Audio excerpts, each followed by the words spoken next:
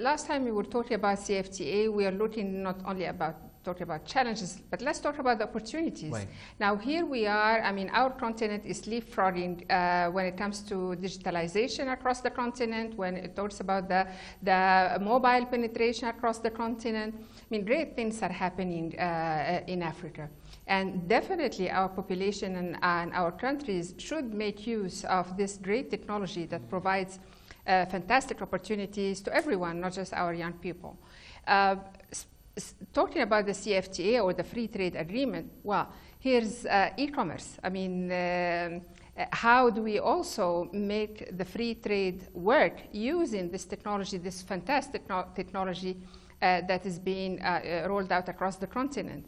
And I'm very happy to see several e-commerce platforms, very successful ones, taking place in Africa with very innovative solutions, even for the unconnected.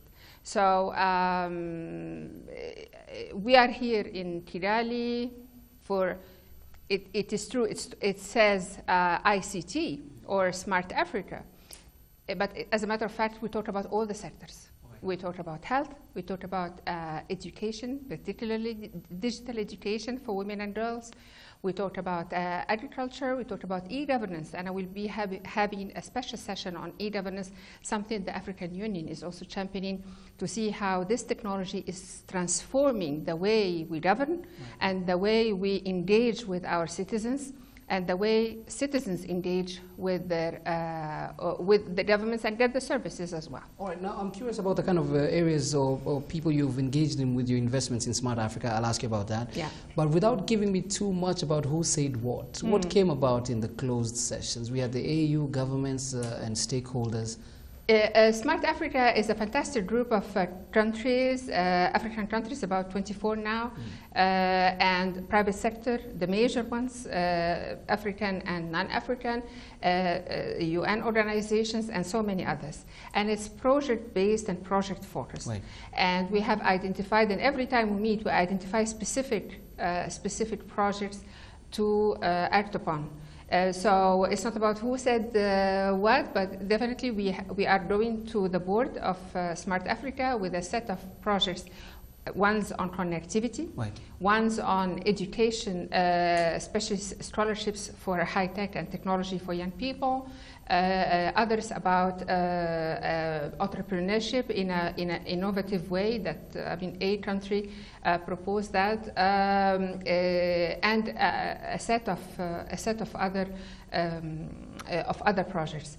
There's a common project. It's not just about Smart Africa. The African Union, all of us, I mean, and all the African leaders rallying around is the single digital market. Right. And that's a huge enterprise.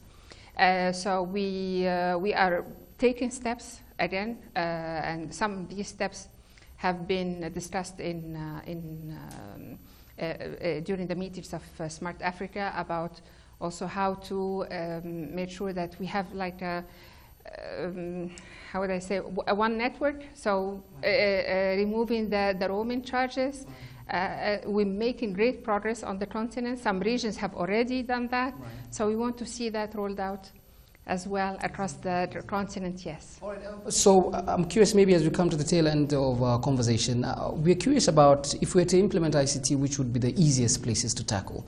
Of course, when we started Transform Africa, way back, 2015, that's when the conversation was picked up with the roaming, and we're seeing it now pick up now. So we can tell the time it takes to implement.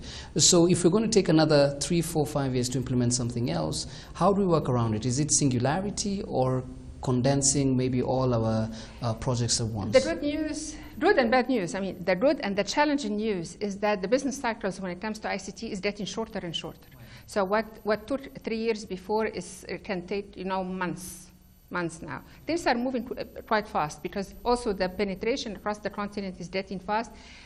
The mobile penetration, the broadband and the internet connection is picking up, maybe not as fast as we would hope, but it's picking up.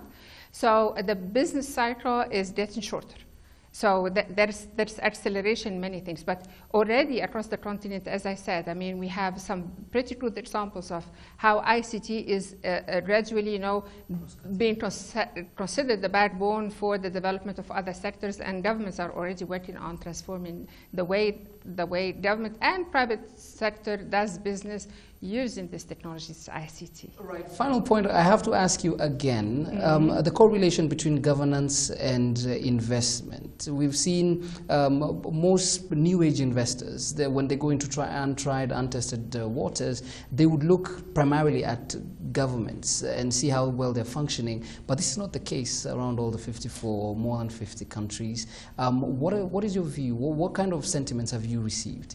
It depends really on what you want to do, but now, I mean, finance now is, or the investments, when it comes to investment, there are so many things that are being done, not necessarily with public funds. Public funds, of course, are important and can help and must help, especially when it comes to the basic infrastructure. Private sector is doing a great job. I mean, we had enterprises, I'm not going to name them, who are already taking upon themselves to connect north to south, and yesterday they announced Cape to Cairo is already finished when it comes, for instance, to the terrestrial cable, and they're working on east to west, for instance. But there are also, when it comes to other sectors or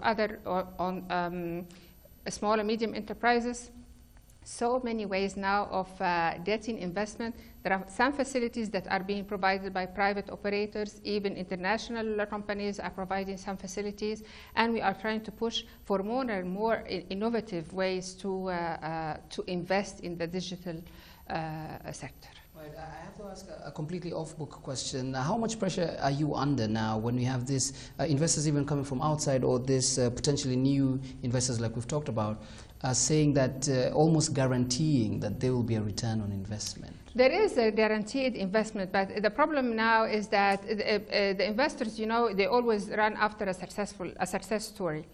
So there's also a risk of leaving behind those who did not have the opportunity to get a similar attention.